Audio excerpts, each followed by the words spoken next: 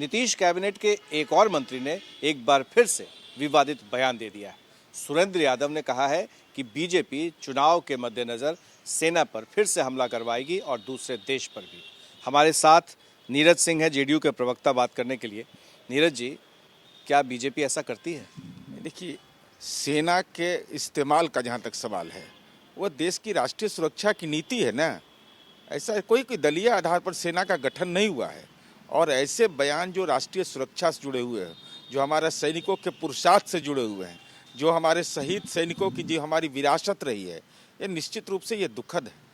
यह राष्ट्रीय सुरक्षा, आतंकवाद जैसे गंभीर विषय पर, विदेश नीति जैसे गंभीर विषय पर न मतभेद रहा है न मनभेद रहा है। क्योंकि ये बात सामने आई थी कि जो सर्जिकल स्ट्राइक हुआ या दूसरी जगह जो भी कुछ हो रहा था, उस पर सवाल खड़े हो रहे थे, तो इसको लेकर काफ़ी विवाद हुआ था। तो आपको लगता है कि सेना पर हमला करवाया जाना, ये कहाँ तक आपको लगता है कि? बिल्कुल बिल्कुल भाई, हमारे सेना पर हमला कैसे कर देगा कोई?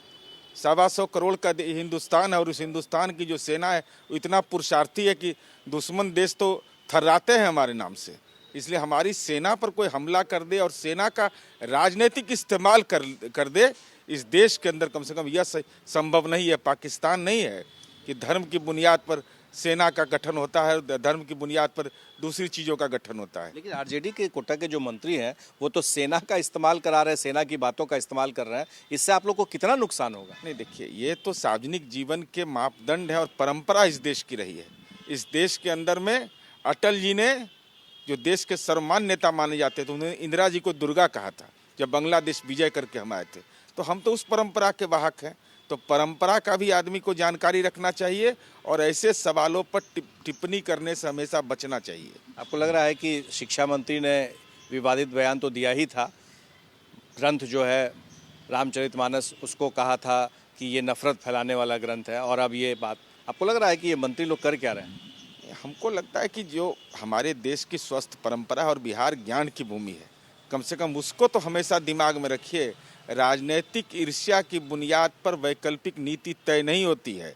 और वैकल्पिक नीति अगर तय करिएगा मन के अंदर विषाद रख करके, तो आप देश की स्वस्थ परंपरा का अनुपालन नहीं कर पाएगा। स्वस्थ अनुपालन की गारंटी करिए। आपको लग रहा है कि ये सब बयान देने से आपके जो विरोधी हैं उनको ताकत मिलती है? अब देखिए, इसके तो आजकल तो बयान वीरों का पूरे देश के अंदर में व्हाट्सएप यूनिवर्सिटी और ट्विटर यूनिवर्सिटी चल रहा है। कौन क्या बोल देगा कोई ठिकाना नहीं है। लेकिन हम समझते हैं कि स्वस्थ परंपरा को हमेशा संज्ञान में रखना चाहिए। क्या लगता है कि मंत्रियों के खिलाफ कार्रवाई होनी चाहिए? नहीं, देखिए, हमारे अधिकार क्षेत्र में नहीं है।